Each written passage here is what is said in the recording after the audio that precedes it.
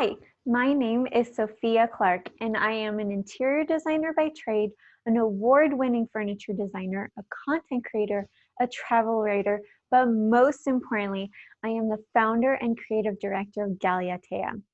I curate and design luxury furniture and home decor handmade by underrepresented artisans globally using locally sourced sustainable materials.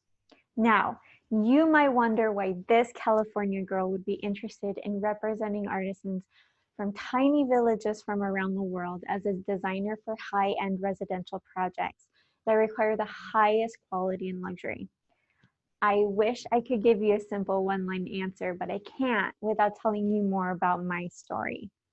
So yes, I was born in California, but from an American father and a French mother. So I grew up speaking French, English, and Spanish because quickly after my birth, my parents started to travel and live all around the world. So we first moved to Ecuador. This is where I spoke Spanish while attending a French school and was part of the American community. It was very unique and confusing for a young child. We then moved to Doha, Qatar in the Middle East for 7 years, and I learned there about Middle Eastern cultures. And although I learned to speak and write some Arabic, I unfortunately lost it very quickly. We then moved to France, Mexico, Peru, and Brazil, all the while traveling extensively all over the different regions we lived, always spending the summer in Spain for our yearly family reunions where my French side of the family would come together. I can safely say that from a very young age, it was instilled in me that travel was just as much a part of my education as my formal schooling education.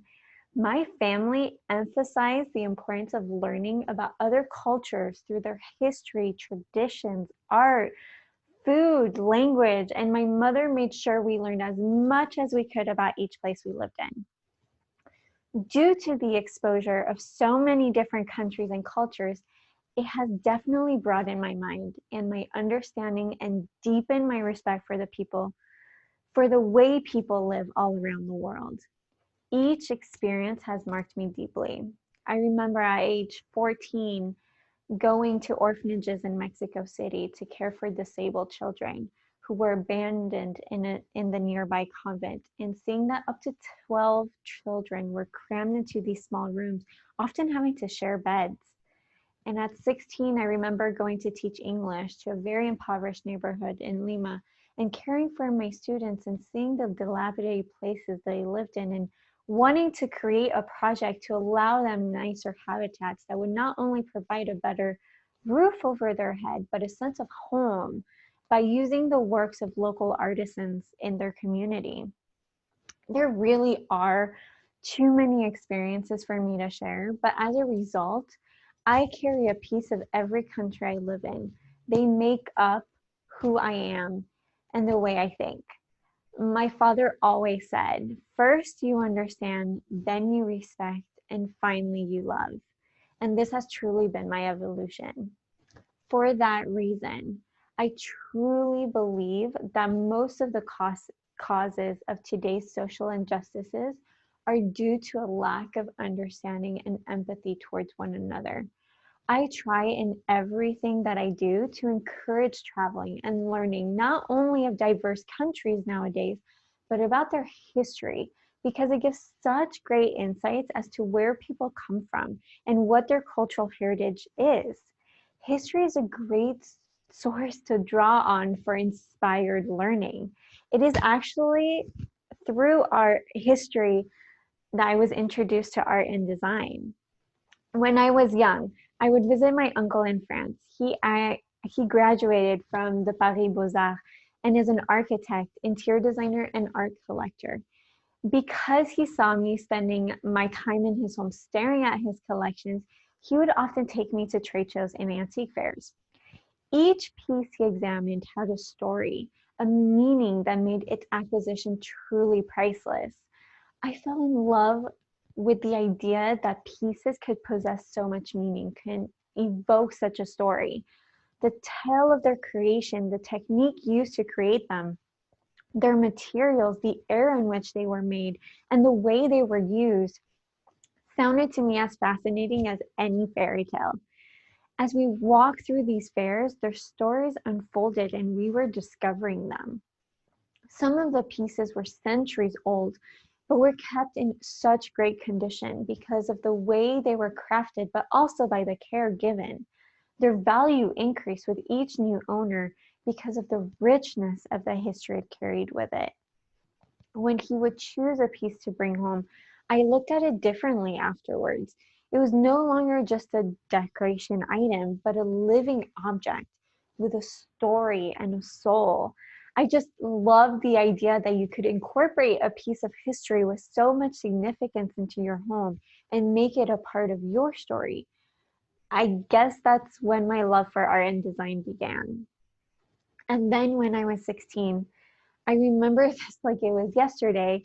My family traveled to the Baltic region and we stayed in Sweden. When I walked into our hotel room in Sweden, I was overwhelmed. It was the first time in my life that all my five senses were immediately captivated and engaged. From lighting to smell and touch, perfect symphony of colors. It was just simply mind boggling. I remember that feeling of being completely comfortable and at ease, even though the space was so beautifully designed with each detail blending harmoniously function and aesthetics. To this day, it was the best night's sleep I have ever had. I immediately knew that I wanted to create spaces that made people feel like this every time they entered into their own home. Places that made them feel completely comfortable and at ease of being themselves while still being functional and aesthetically stunning. So you won't be surprised when I tell you I wanted to create a design firm with a furniture collection. I thought at first I should study business administration and then afterwards study interior design. But after a very long and painful year and a Myers-Briggs test showing that I was in the 95th percentile of creativity, I decided to do a double major and jump right away into interior design. While attending the university, I had the privilege of working for several architectural firms and interior design firms in the US and abroad. After graduating cum laude in interior design and also in sales and marketing, I decided to go to Florence, Italy to do my master's in interior design. It was in Italy that I learned not only Italian, but how amazing pasta and gelato are, but mostly that I discovered my love for furniture design. The fact that unique pieces can transform a room based on its design was something I became deeply passionate about. While in Italy, I was fortunate to deeply appreciate and absorb the aesthetics behind the famed Made in Italy design style. My appreciation for quality materials, manufacturing processes, and luxury grew tenfold while being there. I knew that my path would lead me to high-end residential projects, where each project is custom, tailored to turn a place into a luxurious and unique home. For each project, I needed to understand the essence of the person so that I could reflect it throughout the space. It emphasized more than ever that your space should be and is a reflection of who you are. Interior designers are just there to make sense of it and to translate your essence into a physical manifestation of the space you inhabit in a functional and aesthetically pleasing way. Not only have I had the opportunity to study and work in Italy, but also to attend amazing fairs such as Salone del Mobile in Milan, as well as other trade shows in London and Paris. But I was also able to travel all around Europe and to discover other worlds and cultures. I traveled for 2 years and filled my mind and heart with sensations, history, and cultures.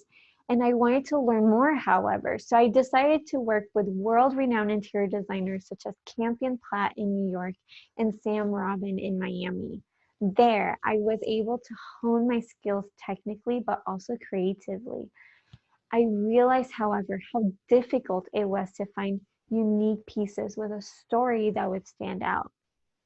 Our clients expected their space to be unique and reflecting their most intimate selves.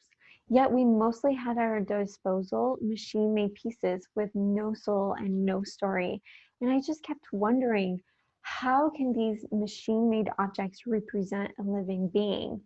The spaces may be beautiful, but do they create a home? Are they reflecting you? And so I created Galiatea. I wanted a company who responded to all my aspirations. Objects from all over the world that had a story, that reflected a culture, a heritage of artists, unique pieces that were not machine made, but made by artisans who would thrive as I represented them. Pieces that I could design with my knowledge of the latest trends in designs and luxury. Pieces that also provided a sensory experience.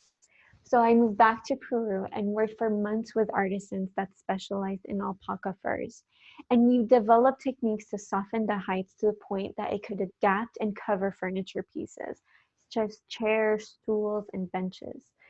That was the first time in the world that such pieces were created.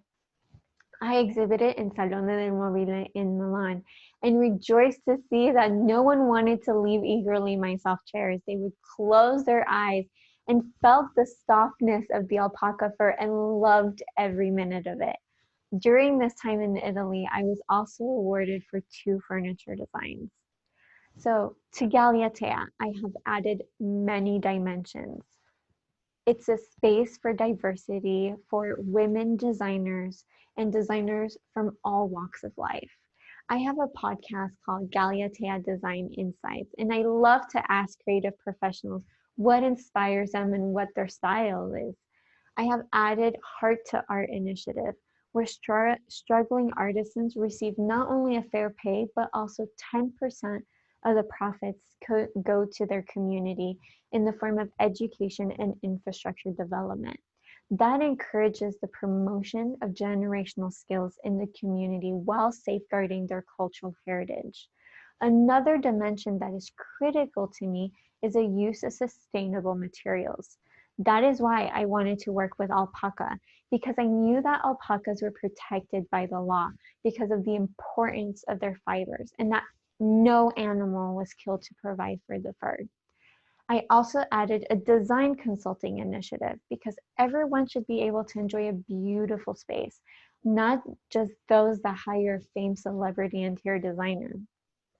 I remember at 16 moving to Peru and going with my mother to the furniture store to furnish a brand new house, and the look of terror she had in her eyes, not knowing where to start. And she just turned to me and said, just do it. Please just do it. And so I chose everything. I designed her whole home and we received many ambassadors, and she always received various compliments of the beauty of the space. But yeah, it was home. She felt comfortable in that space. So who am I? I am a quadrilingual traveler with a fun blog called Embrace the Wonder. I am passionate about diversity by representing the forgotten, by preserving cultural heritage, by supporting struggling communities, but I am foremost a storyteller. And my inspiration for my stories are you, my clients. I just don't use words to tell my story. I use unique objects that reflect your very unique self and make your space both beautiful and authentic, personal and genuine. So come and tell me your story.